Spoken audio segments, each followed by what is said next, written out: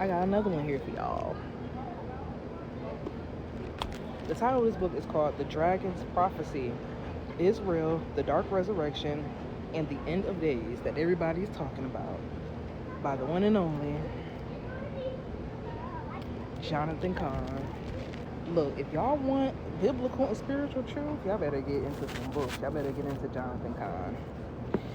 I want to record this video because I want to answer a question that a lot of us have when it comes to evil, when it comes to the devil and things. People are wondering, oh, if God is so good, how is there a devil? Who is a devil? Why did he create them? Why is there evil if God is good? Jonathan Cahn squarely answers this question. Let's get into it. The title of this passage is called The Uncreated, which right here answers one of those questions. Let's get into it. This leads to the question, really the questions. If evil exists, then how did it come into existence? More specifically, if God is good, then how could there be evil? And if God created evil, then how could God be good? But if God did not create evil, then how could evil exist? Or how could God be good? How could God be God? Therein lies the problem and the mystery. And the very problem of evil contains its answer. If evil was created, it would not be a problem, nor would it be evil. Evil is a problem for the very reason that it was not created. It should not exist because it was not created, and yet it does. The existence of evil defies the created order. It is not of the creation and thus exists in opposition to the created order. Evil exists in defiance of existence. So here, this question is already answered. It was not created. It is something that opposes existence. It's an adversary, which later on in this book gets into Satan, or Satan, or Diablos, which literally means the opposer or the adversary. So let's keep going. The title of this passage is called Personhood. Further, evil is not simply a force like that of an earthquake, a hurricane, or a fire. All these things bring calamity and destruction, but none would constitute true evil. Both hurricanes and serial killers bring death, but hurricanes are not evil. Serial killers are, which we're going to go back to personhood. Forces of nature are not personhoods. People are of personhoods. Why? The hurricane is an impersonal force. It acts without consciousness, will, choice, volition, or intent. But the serial killer commits his acts with conscious intent, will, and volition. And so is evil. And so evil is not an impersonal force, but a personal one, requiring consciousness, volition, will, and intent. Thus, in our search for an answer to evil, we are led to personhood. This next passage is called the anti-being. What is it that makes evil evil? Evil is an inversion of truth, of reality, of existence. Evil is by nature inverted and by nature inverts. It twists, bends, and turns existence in upon itself.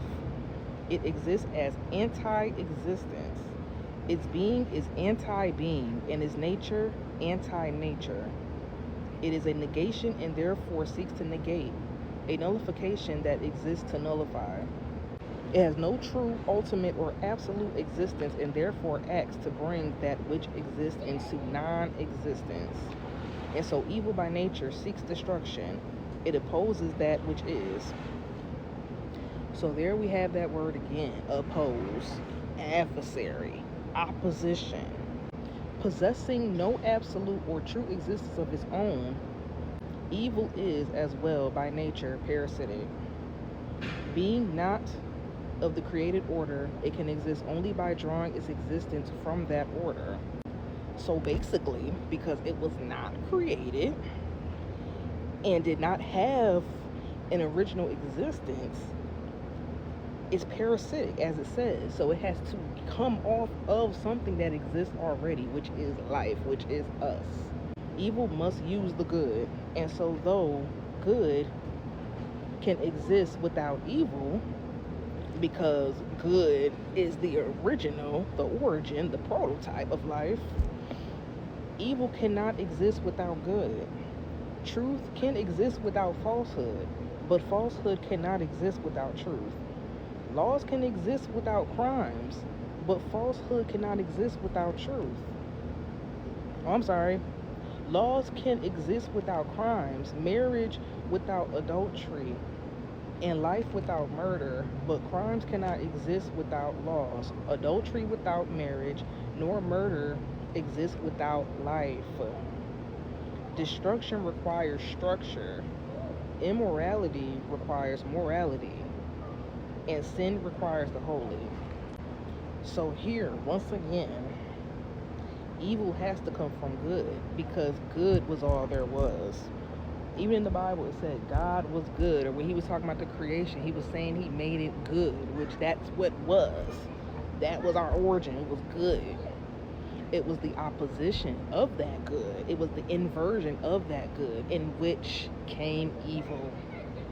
So again, like it says here, it's parasitic. It feeds off of what was first and only, the good. The good is primary. Evil is the parasitic inversion of the good. And so the existence of evil inadvertently testifies not against the existence of good, but for it. It bears witness unwillingly to the existence of the good, the existence of God. All this leads us to the mystery of origin. If evil is uncreated, how did it come to exist? God did not create evil, but he did create personhood, consciousness, and volition, free will. Free will is a necessity. If one does what is good because one has no choice in doing so, then it is not good. The good must be freely chosen and thus requires free will. And therein is the risk. To allow the choosing of good, one must allow the choosing of its opposite. So this is another thing too that's kind of, it ain't coming up, controversial about free will that some people have. People have this controversy with free will, like, oh, well, if it's supposed to be good, why do God give free will? How is it free will for us to choose? It just explains it right here. You have to choose, because if he didn't give you the choice to choose, it's not good. It goes against his nature. Okay? And the opposite of good is evil. It is the allowance and risk of the good that allow for the risk of evil. The inverted angel, and I think this passage kind of wraps it all up. Let us now put together the pieces of the mystery. Evil requires personhood, will, consciousness, and volition. Therefore, we are looking in the direction of personhood toward a conscious entity.